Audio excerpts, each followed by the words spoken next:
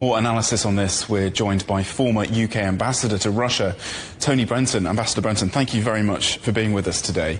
European leaders in there, well, it's really good to have your input because you've seen this from both sides, if you like. And European leaders in their joint statement today said that the next step must now be further bilateral talks, including President Zelensky. Can you really see him sitting down with Vladimir Putin and Donald Trump in the near future? I wouldn't rule it out. I mean, Trump has moved quite a long way. I mean, I think the process he originally anticipated was him and Putin alone working out a deal. I think one of the things that he's learnt in Alaska, actually in the run-up to Alaska, is that it can't be done.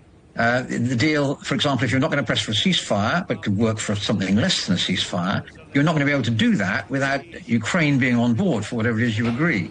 So I think Trump is now quite committed to getting Zelensky into the process, which is a very good thing. And he now has to persuade Putin, who won't be in the least bit keen. But Trump has already made a significant concession to Putin by saying that we're not going to insist on a ceasefire. We're going to move to a full peace agreement, which has been a major obstacle so far because the Russians' view is they believe they're winning the war, and they believe, therefore, that any ceasefire will simply give the Ukrainians an opportunity to regroup.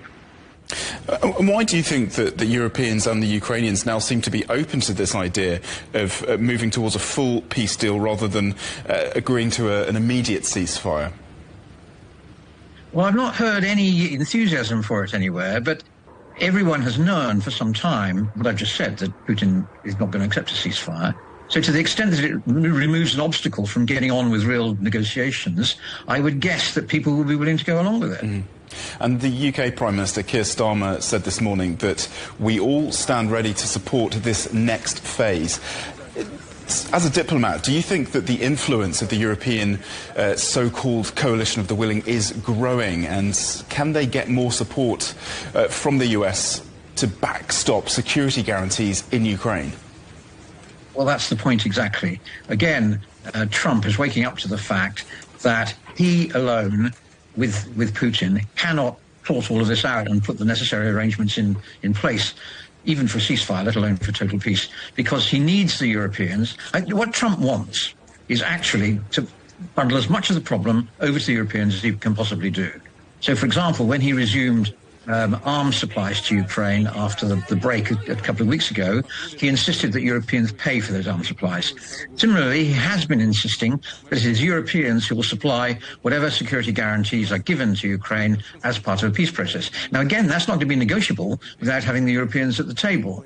He's been very helpful, it has to be said, as part of the run-up to Alaska. I mean, Alaska, the summit itself didn't look particularly successful at the time, although it's become clearer that it's done some serious work.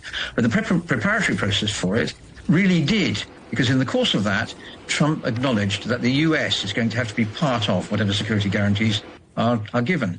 The Europeans do not themselves alone feel capable of giving the necessary guarantees. Now that America is apparently on board, there's real possibility of supplying some effective security guarantees to Ukraine. Ambassador Tony Brenton, really appreciate your input today. Thank you so much. Thank you. Thank you.